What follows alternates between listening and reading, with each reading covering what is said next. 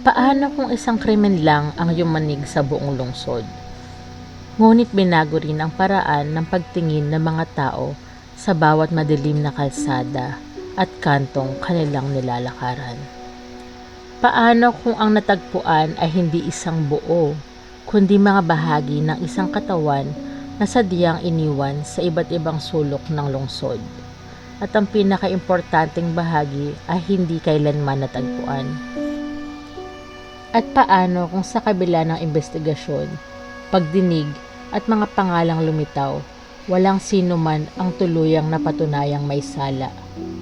Sa ganitong klase ng kasong walang malinaw na wakas, hanggang saan ka maniniwala sa katotohanan? Hello everyone! Welcome back sa ating channel.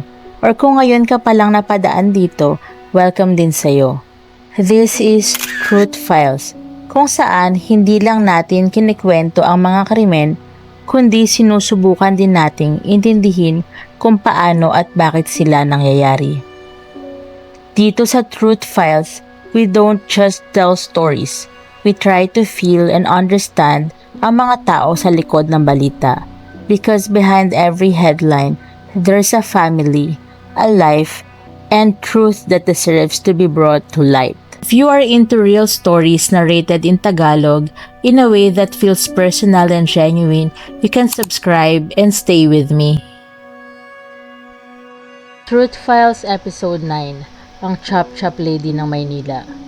Kaso ni Lucila Lalu, taong 1967. Sa episode na ito, babalikan natin ang isang kasong yumanig sa Manila noong 1967. Isang krimeng nag-iwan ng takot, tanong at katahimikan na tumagal ng dekada. Isang brutal na krimen sa Maynila na nananatiling walang closure at walang ganap na sagot hanggang ngayon.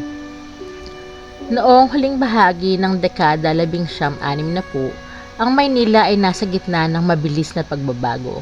May mga bagong gusali, lumalawak na kalsada at lumalaking populasyon.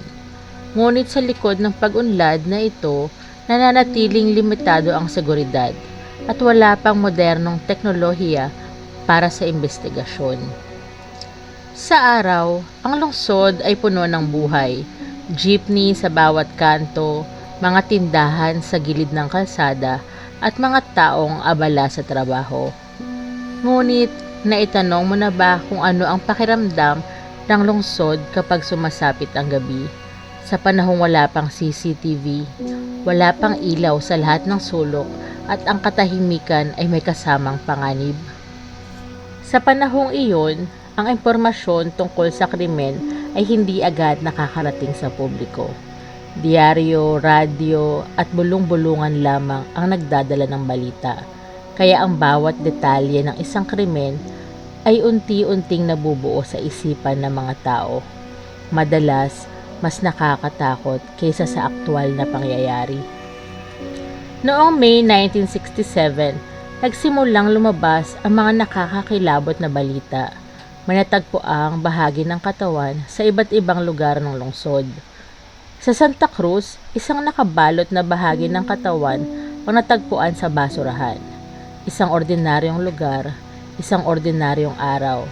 Ngunit paano naging sentro ng isang maligim na krimen ang isang basurahan? Ilang oras ang lumipas, sa kahabaan ng EDSA, malapit sa Guadalupe Bridge, isa pang bahagi ng katawan ang natagpuan. At dito nagsimula ang mas malalim na tanong. Bakit hiwa-hiwalay ang katawan? Bakit sa magkakaibang lugar ito iniwan? At ano ang sinusubukang itago ng taong gumawa nito? Sa panahong iyon, wala pang DNA testing, wala pang CCTV, at wala pang centralized forensic system. Ang pulisya ay umaasa sa fingerprint records, manual verification, at testimonya ng mga saksi. Ngunit, paano mo lulutasin ang isang krimen kung ang ebidensya ay kulang at ang mga tanong ay mas marami kaysa sa sagot? Sa simula, wala pang pangalan ng biktima. Wala pang mukha ang kaso. Isa lamang itong hindi kilalang katawan. hanggang sa pamamagitan ng fingerprint analysis natukoy siya, si Lucila Lalu. At sa puntong iyon, biglang nagbago ang direksyon ng investigasyon. Sino siya? Bakit siyang naging target? At sino ang huling nakasama niya bago nangyari ang lahat? Si Lucila Lalu ay 28 taong gulang at nagmula sa Candaba. Lumipat siya sa Maynila para magsimula ng bagong buhay. Nagpatayo siya ng maliit na negosyo, beauty salon at soda fountain, na naging bahagi ng nightlife at small business scene ng lungsod. Ngunit sa isang lungsod na mabilis ang takbo ng buhay, gaano kahirap mapanatili ang kontrol sa sariling mundo. At gaano kadaling mawala sa gitna ng mga taong nakikisalamuha araw-araw. Sa mga ulat, siya ay isang independent na babae. May sariling kabuhayan, ngunit tulad ng maraming nasa ganitong kapaligiran, ang kanyang personal na buhay ay may mga relasyong hindi ganap na malinaw sa publiko. Sa investigasyon, ilang pangalan ang lumitaw bilang persons of interest. Ngunit walang sino man ang napatunayang may sala. Si Añano de Vera, isang pulis at iniulat na common law partner ni Lucila, ay inimbestigahan dahil sa kanilang relasyon at mga ulat ng tensyon. Ngunit sapat ba ang relasyon para ituring na ebidensya? Sa huli, hindi siya kinasuhan dahil kulang ang matibay na patunay. Si Florante Relos, isang waiter na konektado sa club ni Lucila, ay kinwestiyon dahil sa kanyang proximity sa biktima. Ngunit sapat ba ang pagiging malapit para paghinalaan? Wala ring direktang ebidensya ang lumabas laban sa kanya. Si Jose Luis Santiano, isang dental student, ang naging pinaka-kontrobersyal. Umamin siya sa investigasyon, ngunit kalaunan binawi ang kanyang pahayag. Sinabing siya ay pinilit o na-pressure lamang. Ngunit isang mahalagang tanong ang nanatili. Kung ang isang confession ay binawi, maaari pa ba itong ituring na katotohanan? Mayroong lumabas ding pangalan ng isang hindi pinangalanang businessman sa ilang balita. Ngunit hindi ito kailanman napatunayan sa korte. Sa kabila ng lahat, walang opisyal na motibo ang napatunayan. Selos, personal na alitan, o isang mas malalim na dahilan na hindi naabot ng investigasyon.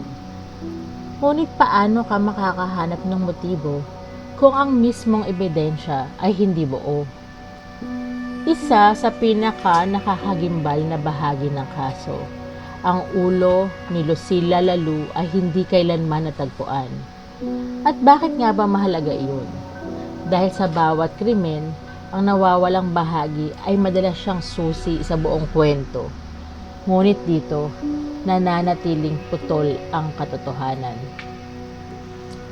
Sa kabila ng investigasyon at mga pangalan na lumitaw, walang sino man ang nahatulan.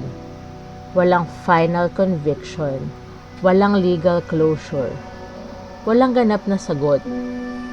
At minsan, ang kawalan ng hatol ay mas nakakatakot kaysa mismong krimen. Nang kumalat ang balita, mabilis itong nagdulot ng takot sa Manila. Ang mga tao ay naging mas maingat. Ang mga kababaihan ay naging mas alerto sa pag-uwi sa gabi. At ang mga karaniwang kalsada ay biglang nagkaroon ng bagong kahulugan. Hindi na lang daanan, kundi posibleng pinangyarihan ng krimen. Sa mga lugar tulad ng Santa Cruz at EDSA, nanatili ang pag-iingat kahit lumipas na ang panahon. Habang lumilipas ang mga taon, humina ang investigasyon at nawala ang atensyon ng publiko, ngunit hindi ang alaala. Si Añano de Vera, Florante Relos at Jose Luis Santiano ay pawang inimbestigahan, ngunit hindi kailanman napatunayang may sala. At ang pinakamisteryo hanggang ngayon, ang ulo ni Lucila na hindi kailanman natagpuan. Hanggang ngayon, Ang kaso ni Lucila Lalu ay nananatiling bukas sa kasaysayan. Isang krimeng malinaw ang bakas ng karahasan, ngunit hindi kailanman nagkaroon ng ganap na sagot sa korte. Mahigit 5 dekada na ang lumipas, ngunit ang hustisya para sa kanya ay nananatiling hindi pa rin nakakamit. Ang mga detalye ng investigasyon ay unti-unting nawala sa atensyon ng panahon. Ngunit ang pangalan niya ay nananatiling nakaukit sa alaala ng kasaysayan. Si Lucila Lalu ay patuloy na kinikilala bilang kauna-unahang chop-chop lady ng Pilipinas. Isang label na hindi niya pinili, ngunit ikinabit sa trahedyang nagwakas sa kanyang buhay. At sa kabila ng lahat ng investigasyon, ng mga pangalang lumitaw, at ng mga teoryang inilahad, ang salarin ay nananatiling malaya, at ang tunay na dahilan ng pamamaslang ay nananatiling lingid sa kaalaman ng publiko. At sa huli, isang tanong ang patuloy na bumabalik. Kung ang mga pangalan ay lumitaw, ang investigasyon ay isinagawa, at ang ebidensya ay sinuri, bakit hanggang ngayon nananatiling unsolved ang kasong ito? Minsan, hindi lahat ng kwento ay may kasagutan. May mga kasong nananatili hindi dahil kulang ang tanong, kundi dahil kulang ang sagot na naibigay ng panahon. At sa paglipas ng mga dekada, ang natitira na lang ay alaala at ang pag-asang balang araw, kahit paano, ang katahimikan ay mapapalitan ng linaw. Sa kasong ito, ang tanong ang naging kasagutan dahil ang katotohanan hanggang ngayon ay nananatiling hindi pa rin buo. If you made it until the end, thank you for staying. Kung may gusto kang kaso na i-cover natin next time, you can leave it in the comment section. And if this story stayed with you, even quietly, stay with me. Marami pa tayong kwento at katotohanang bubuksan at tatalakayin. Ingat ka palagi. God bless.